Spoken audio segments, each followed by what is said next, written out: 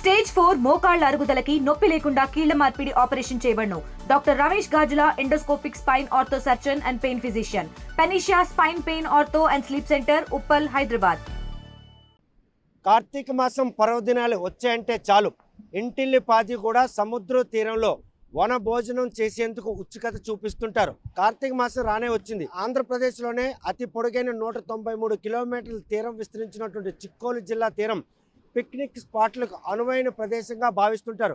ప్రతి ఏడాది కూడాను కార్తీక మాసం వచ్చిందంటే ఆదివారాలు నిర్మానుష్యంగా ఉన్నటువంటి ఈ తీరం అంతా కూడాను సందర్శకులతో జనసంద్రం అవుతుంది. కాకపోతే ఆహ్లాదం కోసం ఆనందం అనుభవించేందుకు వచ్చినటువంటి వారి ఇంట్లలో మాత్రం విషాద ఛాయములు అలుకునే ఘటనలు చోటు చేసుకుంటున్నాయి.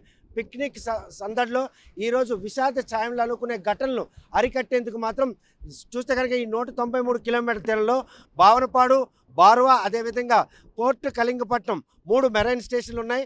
193 కిలోమీటర్లను 70 కిలోమీటర్ల మేర విస్తరించినటువంటి ఏదైతే పోర్ట్ కళింగపట్నం తీరంలో మాత్రం అటు అంటే 193 తీరంలో అటు శివసాగరం బీచ్, అదేవిధంగా ఇక్కడ కుందువానిపేట బీచ్తో పాటు పోర్ట్ కళింగపట్నం బీచ్, పెద్ద కనకలవనపాటి, ఈ బీచ్లన్నింటిలో కూడాను ఆహ్లాదకరమైన వాతావరణం ఉంటుంది. సముద్ర అలలు ఎగసిపడుతున్న ఆ వాతావరణం ఆస్వాదించడంతో పాటు ఈ సమీపంలో తోటల్లో మాత్రం ఈరోజు ఇంటిలిపాది వచ్చి పిక్నిక్ నిర్వహిస్తున్నారు. కాకపోతే అటువంటి ఆహ్లాదకరమైనటువంటి ప్రదేశాల్లో మాత్రం ఈరోజు విషాద ఘటనలు చోటు చేసుకునే నేపథ్యంలో జిల్లా యంత్రాంగం ఇటువంటి ఘటనలు పునరావృతం కాకుండా ఉండేందుకు ఎటువంటి చర్యలు చేపడుతున్నారని ప్రస్తుతం అంతా మాట్లాడిన port Kalingapatnam marine CI Prasad ఉన్నారు. చూస్తే కనుక ఏదైతే పిక్నిక్ స్పాట్లు సందర్శకులతో కిటకిటలు ఆడుతుంటాయి, ఈ ఐదు వారాలు కూడాను జనసంద్రంగా మారుతుంది. మునుపుడు చూస్తే కనుక ఆహ్లాదమైనటువంటి ఈ ఆనందాన్ని ఆస్వాదించుకొచ్చి చాలా విషాద చోటు చేసుకుని నిన్న లేదు మొన్న ఇక్కడ కూడా ఒక ఘటన జరిగింది. ఈ పరిణామాలను అరికట్టేందుకు ఎటువంటి చర్యలు చేపడతారు? ఇప్పుడు మేము కళింగపట్నం మెరైన్ సీఎన్, నా పేరు ప్రసాదరావు. రీసెంట్గా మీరు చెప్పినట్టు మొన్న మొగదలపాడులో ఒక 5 కుర్రాళ్ళు బర్త్డే సెలబ్రేషన్ చేసుకోవడానికి వచ్చి వాళ్ళు ఈ అమావాస్య అవ్వడం వల్ల ఈ అలకి సడన్గా అల వచ్చి ఒక వ్యక్తి అనేవాడు మునిగిపోవడం జరిగింది. మన మెరైన్ సిబ్బంది ఉండి కూడా మనం చర్యలు తీసుకోలేకపోయాము. ఎందుకంటే అది అల అనేది చాలా ఈ ప్రజలు కూడా చాలా గుర్తించాలి. అమావాస్య పౌర్ణమి అనేసరికి ఈ టైడ్స్ ఏవైతే ఉన్నాయి, అలలు కూడా సముద్రం దానికి చాలా తీవ్రత ఎక్కువ ఉంటుంది. ఆ టైంలో వాళ్ళు కూడా వ్యక్తిగత భద్రత అనేది పాటించాలి. అది పాటించకపోవడం వల్ల కూడా అది అనర్థం అనేది దారితీసింది. ఇప్పుడు ఈ పిక్నిక్లు అనేది ఇప్పుడు రేపు నుంచి మనకి కార్తీక మాసం అనేది స్టార్ట్ అవుతుంది. ఈ పిక్నిక్లు శని ఆదివారాలు అనేది జనాలు వస్తుంటారు. మళ్ళీ స్పెసిఫిక్గా ఏదైనా పౌర్ణమి రోజు కానీ లేకపోతే స్నానాలు చేయడానికి కానీ జనాలు వచ్చేటప్పుడు మేము మా మెరైన్ సిబ్బంది అంతా కూడా ఫుల్ ఎక్విప్మెంట్తో మేము ఇక్కడ బీచ్ల్లో బందోబస్తు చేస్తాము. అయినప్పటికీ కూడా ప్రజలకి మేము చెప్పే సూచన ఏంటంటే వాళ్ళు వ్యక్తిగత భద్రత కూడా వాళ్ళు పాటించాలి. మేము హెచ్చరికలు జారీ చేస్తామో దాని ప్రకారం కూడా వాళ్ళు నడుచుకోవాలి.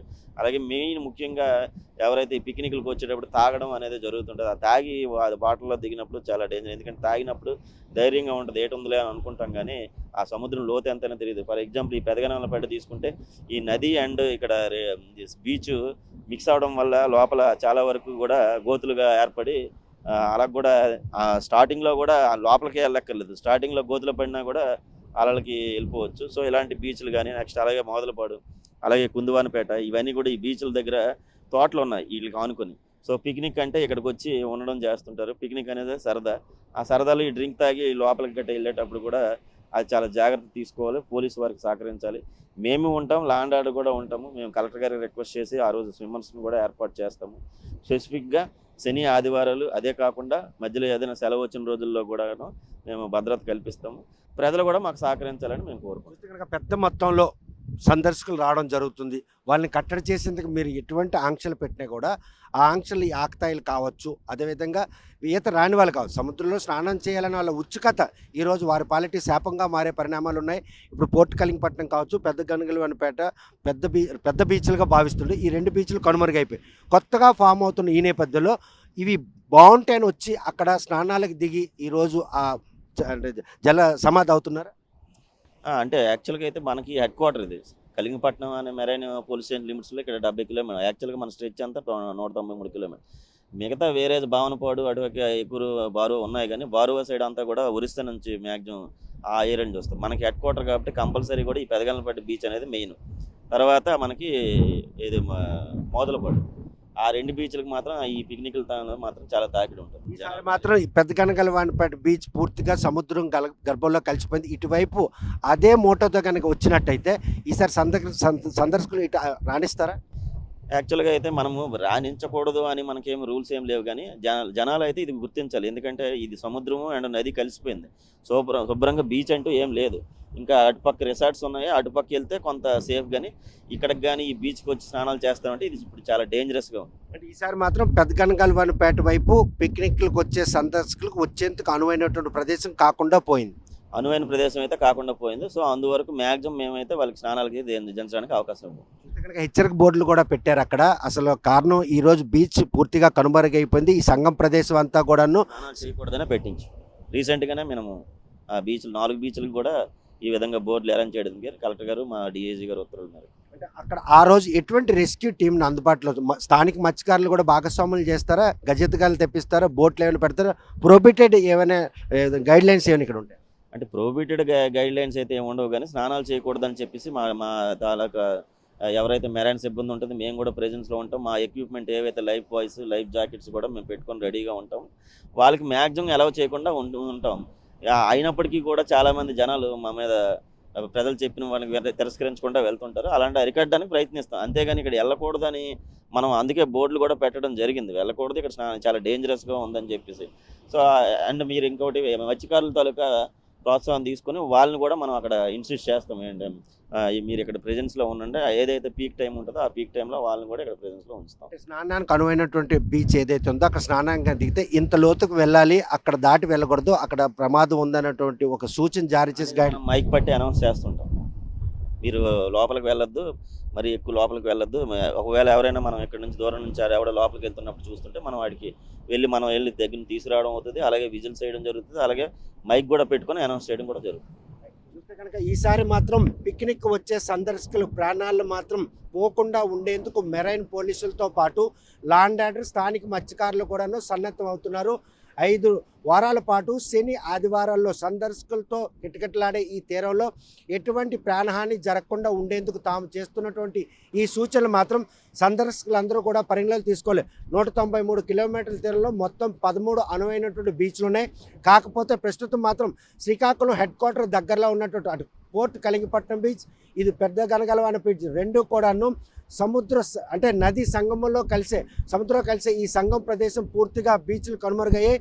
ఇక్కడ మాత్రం సందర్శకులు వచ్చి పిక్నిక్ స్పాట్తో పాటు ఇక్కడ స్నానాలు ఆచరించడానికి కూడా వీలు కాని ప్రదేశంగా ఉందని ఇప్పటికే హెచ్చరిక బోర్డులు కూడా పెట్టడం జరిగింది. మరోవైపు స్థానిక మత్స్యకారుల సహకారంతో ఏదైతే సందర్శకులు ప్రాణాలకు పోకుండా ఉండేందుకు తాము చేస్తున్న ప్రయత్నం ఉందో ఆ ప్రయత్నాన్ని మాత్రం ఎట్టి పరిస్థితుల్లో పరిణామాలు తీసుకోవాలి. అంటే సకటుంపేద సమరవారి సమేతంగా సరదా కోసం వచ్చి ఆనందాన్ని ఆహ్వాదించినటువంటి ఈ సందర్శకులు మాత్రం తమ సూచనలు పరిగణనలు తీసుకొని ఆహ్లాదకరమైన వాతావరణంలో పిక్నిక్ని జరుపుకోవాలి.